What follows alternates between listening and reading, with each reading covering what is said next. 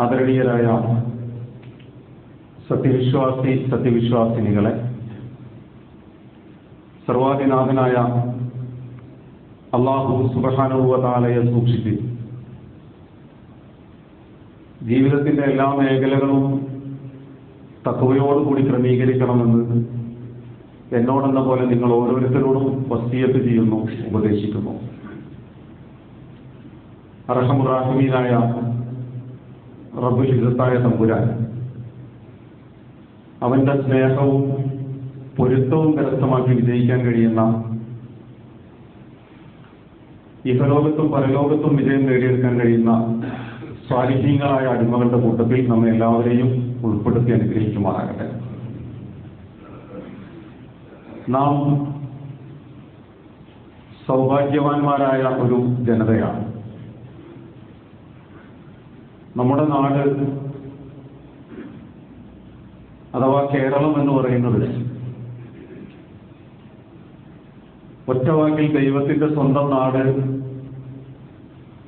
എന്ന് വിശേഷിപ്പിക്കാൻ മാത്രം മനോഹരമായ പ്രദേശമാണ്.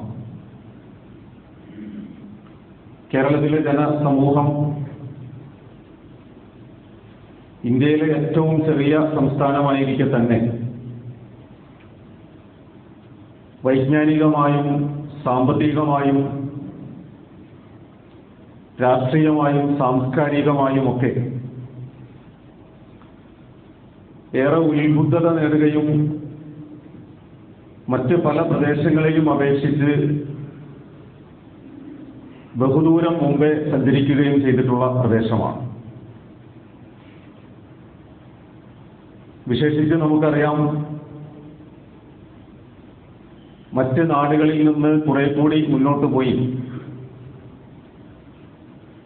സ്ത്രീ സ്വാതന്ത്ര്യത്തിന്റെയും സ്ത്രീ വിദ്യാഭ്യാസത്തിന്റെയും പുരുഷന്മാർ ഇടപെടുന്ന ഏതാണ്ട് എല്ലാ മേഖലകളിലും സ്ത്രീകൾ വിപ്ലവകരമായി ഇടപെടുകയും ചെയ്യുന്ന ഒരു പ്രദേശമാണ് നമ്മുടെ. സ്ത്രീകൾ ദുർബലരാണ്, സ്ത്രീകൾ അബലകളാണ്, സ്ത്രീകൾ എല്ലാ കാലഘട്ടത്തിലും പുരുഷാധിപത്യത്തിന്റെ കീഴിൽ കഴിഞ്ഞുകൂടേണ്ടവളാണ് എന്നൊക്കെയുള്ള മിഥ്യാധാരണകൾ പലപ്പോഴും ലോകത്തിന്റെ മുമ്പിൽ പൊളിച്ചെഴുതാൻ കേരളത്തിൽ നിന്നുള്ള സ്ത്രീ സമൂഹത്തിന്, വിശേഷിച്ച് വലിയ വിദ്യാഭ്യാസമൊക്കെ നേടിയ പെൺകുട്ടികൾക്ക് കഴിയാറുണ്ട്. എന്നല്ല, നമ്മുടെ രാഷ്ട്രീയ സാഹചര്യത്തിൽ പലപ്പോഴും വിപ്ലവങ്ങൾക്ക് തുടക്കം കുറിക്കുന്നതും അതിന്റെ മുന്നിൽ നിന്ന് പുരുഷന്മാരോടൊപ്പം നയിച്ച് വിജയിപ്പിച്ചെടുക്കുന്നതും സ്ത്രീകളാണ് എന്നതും നമുക്ക് കാണാം. അതിന്റെ വലിയ വിശദാംശങ്ങളൊന്നും ഡാറ്റകൾ നിരത്തിവെച്ചുകൊണ്ടുള്ള ഒരു എവിഡൻസ് ബേസ്ഡ് ഇൻഫർമേഷൻ ഒന്നും ഇപ്പോൾ ഈ സദസ്സിന്റെ മുമ്പിൽ വേണ്ടതില്ല. ഞാനിപ്പോൾ ഇത് ഇങ്ങനെ പറയാൻ കാരണം, നമ്മുടെ സാംസ്കാരിക മേഖലയെ യഥാർത്ഥത്തിൽ പല തലത്തിൽ നിന്നുകൊണ്ട് മനുഷ്യൻ വീക്ഷിക്കാറുണ്ട്. നമുക്കറിയാം, മനുഷ്യൻ എന്ന് പറയുന്നത് കേവലം അവന്റെ വ്യക്തിപരമായോ കുടുംബപരമായോ അല്ലെങ്കിൽ അല്ലറ ചില്ലറ സാമൂഹിക ഇടപെടലുകളിലോ മാത്രം ഒതുങ്ങി നിൽക്കുന്നവനല്ല. അവന്റെ ചിന്തയും കഴിവും ആസ്വാദനങ്ങളുമൊക്കെ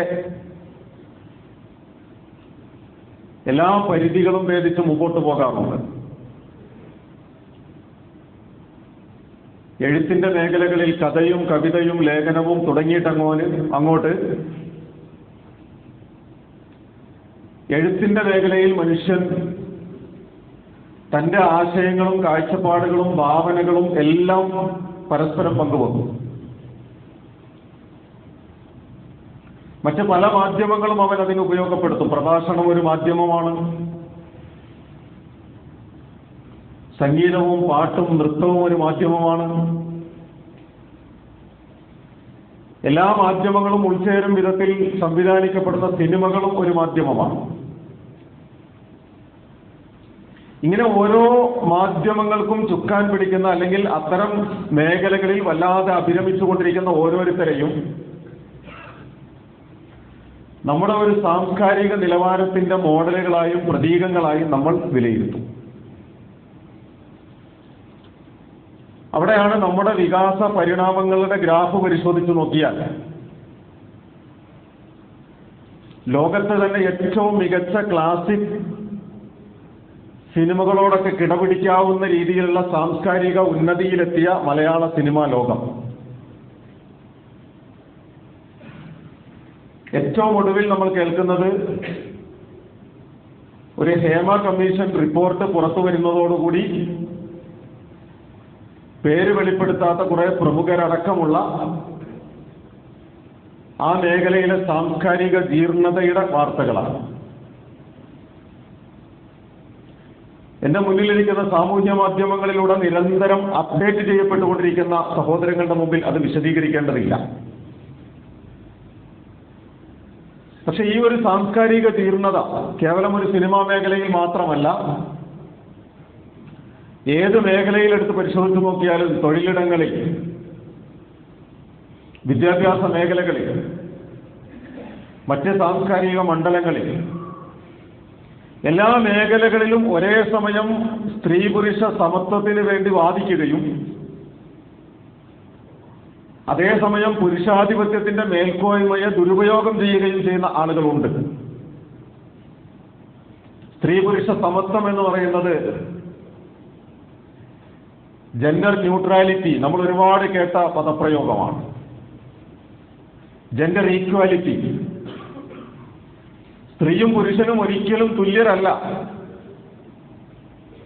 ഇസ്ലാമിന്റെ ഒരു പ്ലാറ്റ്ഫോമിൽ നിന്ന് ജെൻഡർ ഈക്വാലിറ്റി എന്ന് പറയുന്ന ഒരു വസ്തുതയില്ല. ജെൻഡർ ജസ്റ്റിസാണ്. സ്ത്രീക്കും പുരുഷനും കിട്ടേണ്ട അവകാശങ്ങളുണ്ട്, നീതിയുണ്ട്. അവർ രണ്ടുപേരും ശാരീരികമായും ആത്മീയമായും മാനസികമായും തികച്ചും വ്യത്യസ്തമായ തലങ്ങളിലുള്ള അള്ളാഹുവിന്റെ സവിശേഷമായ സൃഷ്ടിയാണ്. സ്ത്രീയും പുരുഷനും ഉൾച്ചേരുന്നിടത്താണ്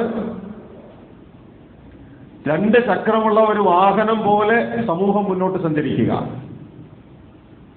ആ രണ്ട് ചക്രങ്ങളും രണ്ട് ദിശയിലാകാൻ പാടില്ല. ആ രണ്ട് ചക്രങ്ങളും വ്യത്യസ്ത വലിപ്പമുള്ളതാകാൻ പാടില്ല. ഒരു ചക്രം പഞ്ചറായതും മറ്റേ ചക്രം 100% ക്രിയാത്മകവുമാകാൻ പാടില്ല. രണ്ട് ചക്രവും ഒരുപോലെയാകണം. ആ ഒരുപോലെയുള്ള രണ്ട് ചക്രങ്ങൾ ഒരുപോലെ ഉരുണ്ട് മുന്നോട്ട് നീങ്ങുന്ന ഒരു സാമൂഹിക ഘടനയാണ് സ്ത്രീയും പുരുഷനും എന്ന് പറയുന്നത്. ആ സാമൂഹിക ഘടനയിലാണ് മഴവില്ല് പോലെ മനോഹരമായ സാംസ്കാരിക മേഖലയും നിലനിൽക്കുക. ഈ സാമൂഹ്യ ഘടന നഷ്ടപ്പെട്ടാൽ മഴവില്ല് പോലെ മനോഹരമാകുന്നതിന് പകരം അഴുക്കുചാലുകൾ പോലെ ദുർഗന്ധം വമിക്കുന്നതായി മാറും. ഇവിടെ അടിസ്ഥാനപരമായ ചില വസ്തുതകൾ ഓരോ മനുഷ്യനും പഠിക്കേണ്ടതുണ്ട്. വിശ്വാസികൾ മാത്രമല്ല, ഇസ്ലാമിക സമൂഹം മാത്രമല്ല. സ്ത്രീകളെ സംബന്ധിച്ചിടത്തോളം ആരാണ് സ്ത്രീ എന്നുള്ള സ്വന്തത്തെക്കുറിച്ച് ഒരു തിരിച്ചറിവ്, അവരുടെ വ്യക്തിത്വവും ആത്മാഭിമാനവും പിടിച്ചു നിർത്താനും നിലനിർത്താനും കഴിയുന്ന തന്റെ ഇടം. ഒരു സ്ത്രീക്ക് ഈ സമൂഹത്തിൽ എന്ത് സ്ഥാനമാനങ്ങളും പദവികളുമാണ്, എന്ത് ഉത്തരവാദിത്തമാണ് നിർവഹിക്കാനുള്ളത് എന്നുള്ള അവബോധം, ഇത് യഥാർത്ഥത്തിൽ ഒരു സ്ത്രീയെ സംബന്ധിച്ചിടത്തോളം ഉണ്ടാകണം. പുരുഷനെ സംബന്ധിച്ചിടത്തോളം അനിവാര്യമായും ഉണ്ടാകേണ്ടത് എന്റെ മുന്നിലുള്ള സ്ത്രീ, അവൾ എനിക്ക് ആരാണ്, ആ സ്ത്രീയും ഞാനും തമ്മിലുള്ള ബന്ധം എന്താണ്, ഏത് സ്ത്രീ ആയിക്കോട്ടെ അവളെ ഞാൻ ആദരിക്കണം എന്ന് പഠിപ്പിക്കുന്ന ഒരു മാനവിക മൂല്യത്തിന്റെ ധാർമ്മിക നിലവാരം ഞാൻ എൻ്റെ ജീവിതത്തിൽ കാത്തു സൂക്ഷിക്കണം. ഇത് പറയാൻ ഏതെങ്കിലും മതവിശ്വാസങ്ങൾ വേണ്ടതുണ്ടോ? ഈ ധാർമ്മിക മൂല്യങ്ങളെക്കുറിച്ച് പറയാൻ ഏതെങ്കിലും മാനവിക മൂല്യങ്ങൾ വേണ്ടതുണ്ടോ? നമ്മൾ ആലോചിച്ച് നോക്കൂ. വിശുദ്ധ ഖുർആൻ ചോദിക്കുന്ന ഒരു ചോദ്യമുണ്ട്. അലൈസ മിൻകും റജുലുൻ റഷീദ്. വളരെ സിമ്പിളാണ്, ലളിതമാണ്. അലൈസ മിൻകും റജുലുൻ റഷീദ്, നിങ്ങളുടെ കൂട്ടത്തിൽ വിവേകമതികളായ ഒരു കുഞ്ഞു പോലും ഇല്ലേ? ആ ചോദ്യം ഉന്നയിക്കുന്നത് ഏത് സംഭവവുമായി ബന്ധപ്പെടുത്തിയാണ് എന്ന് വിശുദ്ധ ഖുർആൻ പരിശോധിച്ച് നോക്കിയാൽ മഹാനായ ലൂത്ത് അലൈഹിസ്സലാത്തു വസ്സലാമിന്റെ കാലഘട്ടത്തിലെ ലൈംഗിക അരാജകത്വത്തെ പരിചയപ്പെടുത്തുന്നിടത്ത് സ്വവർഗ ലൈംഗികതയുടെ കൂത്തരങ്ങായി മാറിയ ഒരു സമൂഹത്തിന്റെ മുമ്പിൽ ആ പ്രവാചകൻ ഉന്നയിക്കുന്ന ഒരു ചോദ്യമാണ്, നിങ്ങളുടെ കൂട്ടത്തിൽ വിവേകമുള്ള ഒരു മനുഷ്യനും ഇല്ലേ? ഞാൻ പറയുന്നത് ആ ചോദ്യം ഹേമ കമ്മീഷൻ റിപ്പോർട്ട് ഉൾപ്പെടെ പുറത്തു വന്നിട്ടുള്ള നമ്മുടെ സാംസ്കാരിക മേഖലകളിൽ ഉയർന്നു വരേണ്ട ഒരു ചോദ്യമായി മാറിയിരിക്കുന്നു. നിങ്ങളുടെ കൂട്ടത്തിൽ വിവേകമുള്ള മനുഷ്യരില്ല. നന്നേ കുറഞ്ഞ പക്ഷം ആരോപണങ്ങൾ ഉന്നയിക്കപ്പെടുന്നവരുടെ കൂട്ടത്തിൽ ഞാനില്ല എന്ന് പറയാനുള്ള ധാർമ്മിക നിലവാരമെങ്കിലും വേണ്ടതില്ലേ? എന്തുകൊണ്ട് ഈ റജുലുൻ റഷീദ് എന്ന് പറയുന്ന നിലവാരം നഷ്ടപ്പെട്ടു പോകുന്നു എന്ന് ചോദിച്ചാൽ, സ്ത്രീയെക്കുറിച്ച മനുഷ്യന്റെ കാഴ്ചപ്പാടുകളിൽ സംഭവിച്ച അപജയമാണ്. സ്വന്തം നിഴല് പോലും കടന്നുപിടിക്കുമോ എന്ന് പേടിച്ച് ഒരു പെണ്ണിന് ജീവിക്കേണ്ടി വന്നാൽ രാത്രിയിൽ കിടന്നുറങ്ങുമ്പോൾ തന്നോടൊപ്പം പകൽ സമയം വളരെ സന്തോഷത്തോടുകൂടി കരുതലോടുകൂടി കഴിഞ്ഞുകൂടിയവർ പോലും വാതിലിൽ മുട്ടുന്നു എന്ന ഭയപ്പാടോടുകൂടി ചിലവഴിക്കേണ്ടി വന്നാൽ, ഒരുപാട് വീടുകളിൽ അങ്ങനെയുണ്ട്. സ്വന്തം ഭർത്താവിന്റെ പിതാക്കന്മാരെ ഭയന്ന് കിടന്നുറങ്ങേണ്ടി വരുന്ന പെൺകുട്ടികളുണ്ട്. അധ്യാപകരെ ഭയപ്പെട്ട് അധ്യാപകന്റെ മുന്നിൽ ചെല്ലാൻ ഭയപ്പെട്ട് നിൽക്കുന്ന പെൺകുട്ടികളുണ്ട്. താൻ പഠിപ്പിക്കുന്ന വിദ്യാർത്ഥിനിയുടെ കണ്ണിൽ കാമം ദർശിക്കാൻ ഒരു അധ്യാപകൻ തരം താഴ്ന്നു പോകുന്നുണ്ടെങ്കിൽ ആ അധ്യാപകന്റെ മനസ്സിലുള്ള സ്ത്രീ സങ്കല്പം അത്രമേൽ വിരൂപമാണ് എന്നതാണ്. അഥവാ ഞാൻ സൂചിപ്പിച്ചു വന്നത്, നമ്മുടെയൊക്കെ മുമ്പിലേക്ക് ഒരു മൊട്ടുസൂചി മുതൽ ഒരു തീപ്പെട്ടിക്കമ്പ് മുതൽ പുരുഷന്മാർ മാത്രം ഉപയോഗിക്കുന്ന ഓരോ വസ്തുവിന്റെയും പരസ്യഫലകകളിലേക്ക് അർദ്ധനഗ്നരും അല്പവസ്ത്രധാരികളുമൊക്കെ ആയിട്ട് സ്ത്രീകളെ പ്രദർശിപ്പിച്ച് അവരുടെ മൂല്യം നമ്മുടെ സമൂഹം ഇടിച്ചു കളഞ്ഞിരിക്കുന്നു. ഈ ധാർമ്മിക നിലവാരം നമ്മുടെ സമൂഹം ഇടിച്ചു കളഞ്ഞിരിക്കുന്നു. യഥാർത്ഥത്തിൽ ഇസ്ലാം മുന്നോട്ട് വെക്കുന്ന ഒരു സ്ത്രീ സങ്കല്പമുണ്ട്. ആ സ്ത്രീ സങ്കല്പം എന്താണ് എന്ന് ചോദിച്ചാൽ, ആദർശബോധമുള്ള ഒരു സ്ത്രീയെ വളർത്തിയെടുക്കലായിരുന്നു ഇസ്ലാം. ആദർശബോധമുള്ള സ്ത്രീ. നമ്മൾ ആലോചിച്ച് നോക്കൂ, ഏറ്റവും മനോഹരമായ ഒരു ഉദാഹരണം വിശുദ്ധ ഖുർആൻ പങ്കുവെക്കുന്നുണ്ട് മറിയം അലൈഹിസ്സലാത്തു വസ്സലാമിന്റെ ജീവിതവുമായി ബന്ധപ്പെട്ട്. നമുക്കറിയാം, മറിയം ബൈത്തുൽ മഖ്ദിസിലെ മിഹ്റാബിന്റെ ചാരത്തുള്ള മുറിയിലാണ് താമസം. കന്യകയാണ്. ഒരു പുരുഷനും ഇതുവരെ സ്പർശിച്ചിട്ടില്ല. ആ കന്യകയായ മറിയമിന്റെ അടുക്കലേക്ക് മനുഷ്യരൂപത്തിൽ അള്ളാഹുവിന്റെ മലക്ക് കടന്നു വരുമ്പോ തികഞ്ഞ മനുഷ്യന്റെ രൂപത്തിലാണ്. ഈ കടന്നു വരുന്ന ഒരു മലക്കാണ് എന്ന് മറിയമിന് അറിയില്ല. പക്ഷെ തികഞ്ഞ മനുഷ്യരൂപത്തിൽ തന്റെ മുമ്പിലേക്ക് അപരിചിതനായ ഒരു മനുഷ്യൻ കടന്നു വരുമ്പോ മറിയം ആ മനുഷ്യനെ നോക്കിയിട്ട് പറയുന്നത്, കാലത്ത് ഇന്നി അഊദു ബിർറഹ്മാനി മിൻക. മറിയം പറയുകയാണ്, ഇന്നി അഊദു ബിർറഹ്മാനി മിൻക, നിന്നിൽ നിന്ന് കാരുണ്യവാനായ അള്ളാഹുവിനോട് ഞാൻ അഭയം തേടുന്നു. മറ്റാരുമില്ലാത്ത മറിയം ഏകനായിട്ടിരിക്കുന്ന ഒരു സാഹചര്യത്തിൽ മറിയമിന്റെ മുമ്പിലേക്ക് ഒരു പുരുഷൻ കടന്നു വരുമ്പോ ആ പുരുഷനെ നോക്കിയിട്ട് മറിയം പറയുന്ന വാക്കാണ്, നിന്നിൽ നിന്ന് ഞാൻ കാരുണ്യവാനായ അള്ളാഹുവിനോട് അഭയം തേടുന്നു. ഇൻ കുൻത തഖിയ്യ, നീ തഖ്വയുള്ളവനാണെങ്കിൽ നീ അള്ളാഹുവിനെ സൂക്ഷിക്കണമെന്ന് ഞാൻ താക്കീത് ചെയ്യുന്നു എന്നാണ്. യഥാർത്ഥത്തിൽ നമ്മുടെ വളർന്നു വരുന്ന ഓരോ പെൺമക്കളുടെയും ജീവിതത്തിലേക്ക് അവരുടെ വസ്ത്രധാരണത്തിലൂടെയും അവരുടെ പെരുമാറ്റത്തിലൂടെയും അവരുടെ സംസാരത്തിലൂടെയും അവരുടെ സംസ്കാരത്തിൽ വളർത്തിയെടുക്കാനുള്ള വലിയ ഒരു അവബോധമാണ് താൻ എത്തിപ്പെടുന്ന മേഖലയിൽ താൻ അനുഭവിക്കേണ്ടി വരുന്ന പ്രയാസങ്ങളിൽ ഞാൻ എൻ്റെ റബ്ബിനോട് അഭയം തേടുന്നു എന്ന് പറയാനുള്ള ആത്മീയതയുടെ തൻ്റെ ഇടം എന്ന് പറയുന്നത്. ഇത് യഥാർത്ഥത്തിൽ സ്വന്തത്തെ തിരിച്ചറിയുന്ന ആദർശബോധമുള്ള ഒരു സ്ത്രീയാണ്. അള്ളാഹുവിനെ പേടിയാണ്, അള്ളാഹുവിനോട് വലിയ സ്നേഹമാണ്.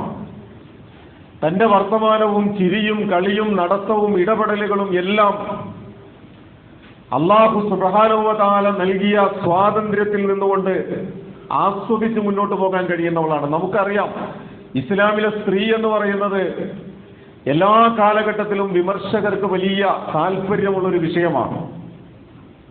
ഇസ്ലാമിലെ സ്ത്രീകളെ നിങ്ങൾ ചാക്കുകളിൽ കെട്ടിവച്ചിരിക്കുന്നു എന്നാണ് പ്രയോഗിക്കുക പർദ്ദ ധരിക്കുന്നതിനെ കുറിച്ച്. യഥാർത്ഥത്തിൽ പർദ്ദയോളം സുരക്ഷിതത്വം നൽകുന്ന വസ്ത്രമില്ല. അല്ലെങ്കിൽ പൂർണ്ണമായ ഔറത്ത് പറയുന്ന ഏത് വസ്ത്രവും നൽകുന്ന സംരക്ഷണവും സുരക്ഷിതത്വവും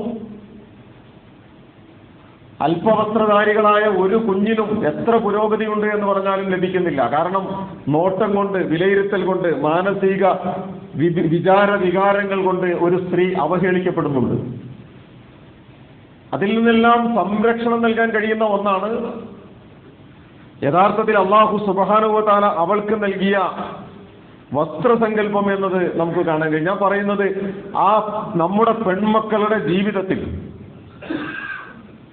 ഘട്ടം ഘട്ടമായി ഓരോ വസ്തുതകളിലൂടെയും കടന്നു വരേണ്ട ഒരു വലിയ ഈമാനികമായ ആദർശബോധമാണ് ഖാലത്ത് ഇന്നി അഊദു ബിർറഹ്മാനി മിൻക, നിന്നിൽ നിന്ന് ഞാൻ എൻ്റെ റബ്ബിനോട്, കാരുണ്യവാനായ അള്ളാഹുവിനോട് ഞാൻ അഭയം തേടുന്നു, നീ അള്ളാഹുവിനെ സൂക്ഷിക്കണം എന്ന് പറയാൻ കഴിയുന്ന ഒരു ധാർമ്മിക നിലവാരമെന്നാണ്. പഴയകാലത്ത് അള്ളാഹുവിന്റെ റസൂൽ സല്ലല്ലാഹു അലൈഹി വസല്ലമയുടെ കാലഘട്ടത്തിലെ സ്വഹാബി വനിതകളെ കുറിച്ച് പറയും.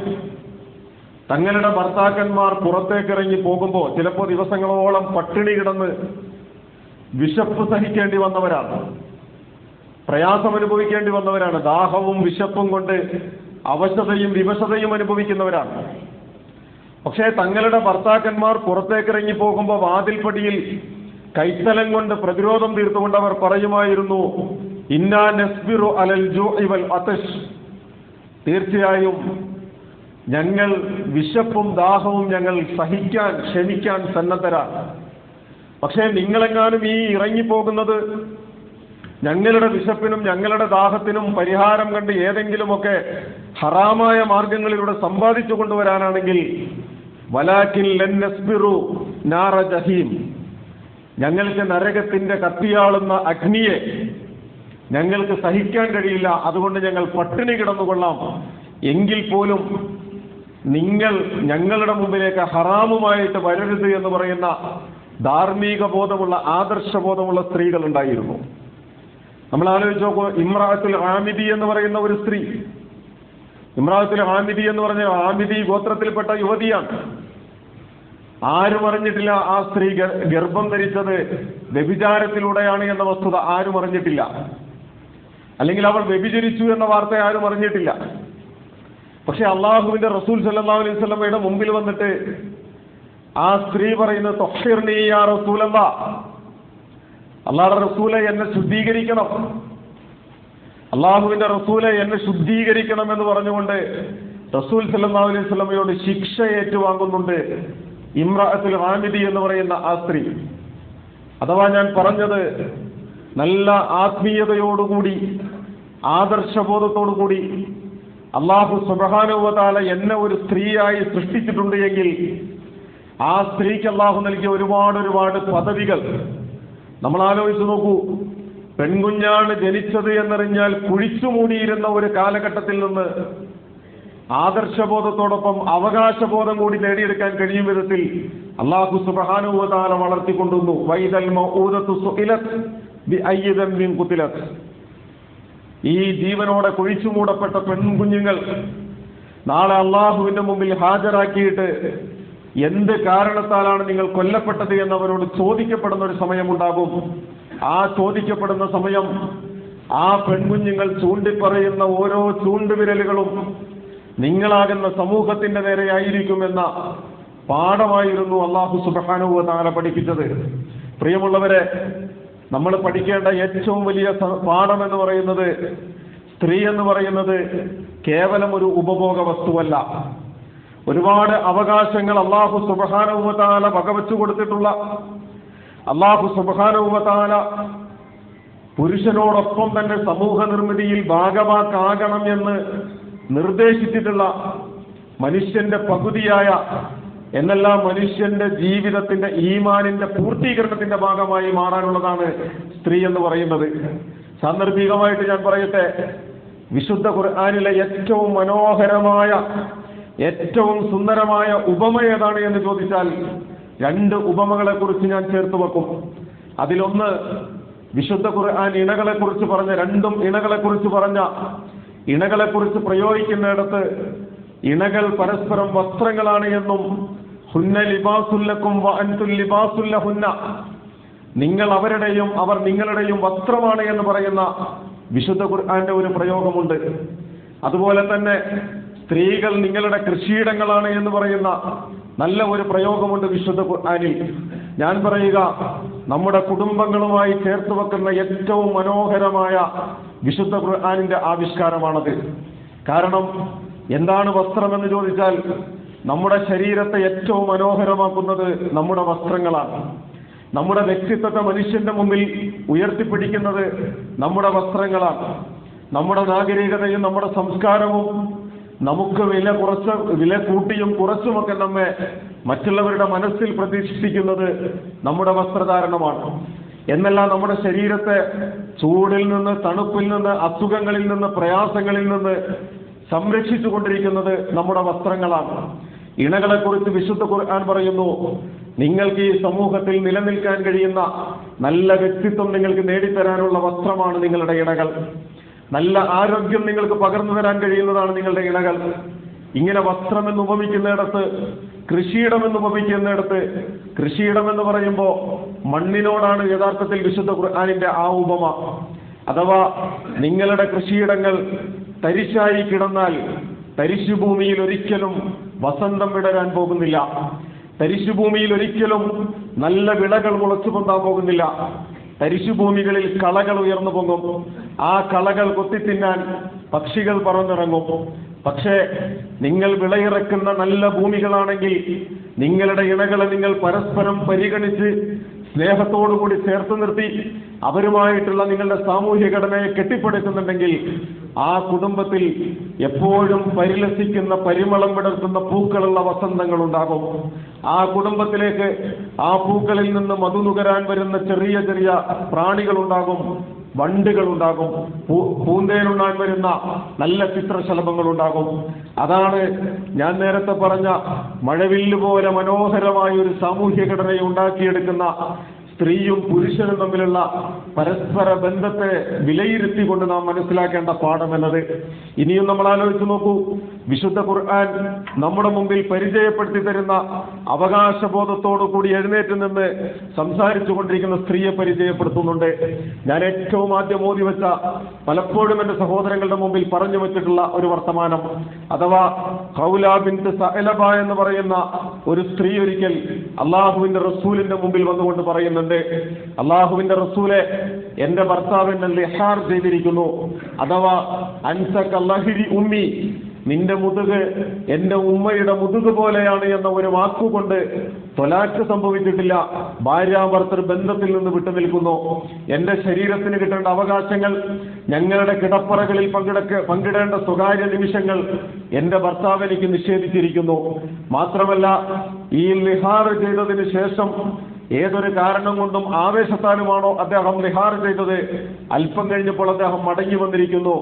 അള്ളാഹുവിന്റെയും റസൂലിന്റെയും തീരുമാനം എന്താണ് എന്നോട് പറയണം. അള്ളാഹുവിന്റെ റസൂൽ സല്ലല്ലാഹു അലൈഹി വസല്ലം അതുവരെ അങ്ങനെ ഒരു വിഷയത്തെ അല്ലാഹു സുബ്ഹാനഹു വ തആല വിശ്വാസികൾക്ക് വേണ്ടി പഠിപ്പിച്ചിട്ടില്ലാത്തത് കൊണ്ട്, അതിന്റെ പ്രായശ്ചിത്തത്തെ കുറിച്ച് പറഞ്ഞിട്ടില്ലാത്തത് കൊണ്ട് ഖൗല ബിൻത് സഅലബയോട് നീ പൊയ്ക്കോളൂ എന്ന് സാമാന്യ ഭാഷയിൽ ഉപദേശിക്കുന്നുണ്ട്. പക്ഷേ ഖൗല ബിൻത് സഅലബ പിന്നെയും നിന്നുകൊണ്ട് പറയുന്നു, അള്ളാഹുവിന്റെ റസൂലെ, അള്ളാഹുവിന്റെയും റസൂലിന്റെയും തീരുമാനം എന്താണ് എന്നോട് പറയണം. 3 പ്രാവശ്യം ഈ വാക്കുകൾ ആവർത്തിക്കുമ്പോൾ 7 ആകാശങ്ങൾക്കപ്പുറത്ത് നിന്ന് ഖൗല ബിൻത് സഅലബയുടെ വാക്കുകൾക്ക് മറുപടി പറഞ്ഞുകൊണ്ട് വിശുദ്ധ ഖുർആൻ ഖദ് സമിഅ അല്ലാഹു ഖൗലല്ലതി തുജാദിലുക ഫീ സൗജിഹാ വതസ്തകീ ഇലല്ലാഹ്, അല്ലാഹുവിലേക്ക് ആവലാതി ബോധിപ്പിക്കുകയും നിന്റെ അടുക്കൽ വന്ന് സ്വന്തം ഭർത്താവിന്റെ കാര്യത്തിൽ തർക്കിച്ചുകൊണ്ടിരിക്കുകയും ചെയ്യുന്ന ആ സ്ത്രീയുടെ വാക്കുകൾ അല്ലാഹു സുബ്ഹാനഹു വ തആല കേട്ടിരിക്കുന്നു. അതുകൊണ്ട് അല്ലാഹുവിന്റെ പ്രവാചകരെ ആ കേട്ടതിന് അല്ലാഹു മറുപടി പറഞ്ഞിരിക്കുന്നു. ഇന്നാലിന്ന രീതിയിൽ ഒന്നുകിൽ അടിമയെ മോചിപ്പിക്കുക, അല്ലെങ്കിൽ 2 മാസം നോമ്പനുഷ്ഠിക്കുക, അതുമല്ലെങ്കിൽ 60 അഗതികൾക്ക് ആഹാരം കൊടുക്കുക. ഇതിലേതെങ്കിലും ഒന്ന് ചെയ്തതിന് ശേഷം മതി ഈ ലഹാർ ചെയ്ത മനുഷ്യൻ തന്റെ ഭാര്യയെ സമീപിക്കാൻ എന്ന് വിശുദ്ധ ഖുർആൻ തീരുമാനമെടുക്കുന്നു. ഞാൻ പറയുന്നത് അള്ളാഹുവിന്റെ റസൂലിന്റെ മുമ്പിൽ വന്ന് തികഞ്ഞ ആത്മാഭിമാനത്തോടുകൂടി ഭർത്താവിന്റെ കാര്യത്തിൽ പരാതി പറഞ്ഞ പെണ്ണിനെ അള്ളാഹു സുബ്ഹാനഹു വ തആല പരിഗണിച്ചു. ഉമർ ഇബ്നുൽ ഖത്താബ് റളിയല്ലാഹു അൻഹു ഒരു യുദ്ധഭൂമിയിലേക്കുള്ള യാത്രാമധ്യേ പറയുന്ന വാക്കുകൾ നമുക്കറിയാം. ഖൗല ബിൻത് സഅലബയുടെ അടുക്കൽ ചെന്ന് അവൾ പറയുന്ന വാക്കുകൾക്ക് ഇങ്ങനെ കാതുകൊടുത്തു നിൽക്കുന്നു. സഹാബികൾ ചോദിച്ചു, ഉമറെ, നമ്മൾ യുദ്ധഭൂമിയിലേക്ക് പുറപ്പെടുകയാണ്, ഒരു പെണ്ണിനിങ്ങനെ, ഒരു വൃദ്ധയായ പെണ്ണിനിങ്ങനെ കാതു കൊടുക്കണോ എന്ന് ചോദിച്ചപ്പോ ഉമർ ഇബ്നുൽ ഖത്താബ് റളിയല്ലാഹു അൻഹു പറഞ്ഞത്, ആ സ്ത്രീ ആരാണെന്ന് നിങ്ങൾക്കറിയുമോ? അവരാണ് ഖൗല ബിൻത് സഅലബ. അവരെങ്ങാനും എന്നെ പിടിച്ചു നിർത്തിയിരുന്നെങ്കിൽ ഞാൻ അവിടെ തന്നെ നിൽക്കുമായിരുന്നു. കാരണം അള്ളാഹു ഇടപെട്ട, അള്ളാഹുവിനെ കൊണ്ട് ഇടപെടിച്ച കരുത്തുറ്റ ആദർശത്തിന്റെ പിൻബലമുള്ള ഒരു സ്ത്രീയാണ് ഈ ഖൗല ബിൻത് സഅലബ എന്ന് അദ്ദേഹം ചേർത്ത് വെക്കുന്നുണ്ട്. പ്രിയമുള്ളവരെ, ഈ ഒരു ആദർശബോധം, ഈ ഒരു സുരക്ഷിതത്വം ആലോചിച്ചു നോക്കൂ. ഗാന്ധിജി പറഞ്ഞ ഒരു വർത്തമാനം നമ്മളൊക്കെ എടുത്ത് ഉദ്ധരിക്കാറുണ്ട്. ഉമറിന്റെ ഭരണം വരണമെന്ന് ഞാൻ ആഗ്രഹിക്കുന്നു. എന്താണ് ഗാന്ധിജി ഉമറിന്റെ ഭരണം ആഗ്രഹിക്കാനുണ്ടായ കാരണമെന്ന് ചോദിച്ചാൽ, അന്ന് ഈജിപ്തിലേക്ക് ഗവർണറായിട്ട് അംർ ഇബ്നുൽ ആസ് റളിയല്ലാഹു അൻഹുവിനെ ചുമതലപ്പെടുത്തിയ ഒരു ഘട്ടമുണ്ട്. നാം ഒരു വേള കേട്ടിട്ടുള്ള ചരിത്രമായിരിക്കും. ഉമർ ഇബ്നുൽ ഖത്താബ് റളിയല്ലാഹു അൻഹു ഖലീഫയായിരിക്കെ അംർ ഇബ്നുൽ ആസ് റളിയല്ലാഹു അൻഹു ഈജിപ്തിലെ ഗവർണറായി കടന്നു ചെല്ലുമ്പോൾ നൈൽ നദി കരകവിഞ്ഞൊഴുകി 2 കരകളിൽ നിന്നും എല്ലാത്തിനെയും നക്കിയെടുത്ത് ഒഴുകിക്കൊണ്ടിരിക്കുന്ന, താണ്ഡവമാടിക്കൊണ്ടിരിക്കുന്ന ഒരു സമയമാണ്. ഓരോ വർഷവും പ്രളയമുണ്ടാകും, ഓരോ വർഷവും നാശനഷ്ടമുണ്ടാകും, ഓരോ വർഷവും 18 വയസ്സ് തികഞ്ഞ ഒരു കന്യകയായ പെൺകുട്ടിയെ നൈലിന്റെ കരയിൽ കൊണ്ടുവന്ന് കഴുത്തറുത്ത് രക്തം പുറത്തേക്കൊഴുക്കി നൈലിന്റെ ദേവതയെ പ്രീതിപ്പെടുത്തിയാൽ അതിൽ നിന്ന് രക്ഷപ്പെടാമെന്ന അബദ്ധ വിശ്വാസവുമായി നിൽക്കുന്ന സമൂഹത്തിലേക്കാണ് അംർ ഇബ്നുൽ ആസ് റളിയല്ലാഹു അൻഹു ചെല്ലുന്നത്. അദ്ദേഹം പറഞ്ഞു, വരട്ടെ, ഈ പെൺകുട്ടിയെ വധിക്കാൻ വരട്ടെ, നിങ്ങളൊരൽപ്പം അവധാനത കാണിക്കണം, നമ്മുടെ ഖലീഫായ ഉമർ ഇങ്ങോട്ടൊന്ന് വന്നുകൊള്ളട്ടെ എന്ന് ഉമറിന് കത്തെഴുതി ഉമറിനെ വിളിച്ചു വരുത്തി. ഉമർ കടന്നു വരുമ്പോ ഇതാണ് ഇവിടുത്തെ സാംസ്കാരിക രംഗമെന്ന് കണ്ടപ്പോ ഉമർ പറഞ്ഞ വാക്കുകൾ, ഒരു പെണ്ണിന്റെ ജീവനല്ല, ഒരു പെണ്ണിന്റെ രോമത്തിന് പോലും വില കൽപ്പിക്കുന്നതാണ് ഇസ്ലാമിന്റെ വില എന്നും ഇസ്ലാമിന്റെ മൂല്യമെന്നും ഇസ്ലാമിന്റെ നിലവാരമെന്നും, അതുകൊണ്ട് ഇനി ഒരിക്കലും ഒരു പെൺകുട്ടിയുടെയും ജീവൻ ഇവിടെ ഹോമിക്കപ്പെടരുത് എന്ന തീരുമാനവും അദ്ദേഹം പ്രഖ്യാപിക്കുന്നു.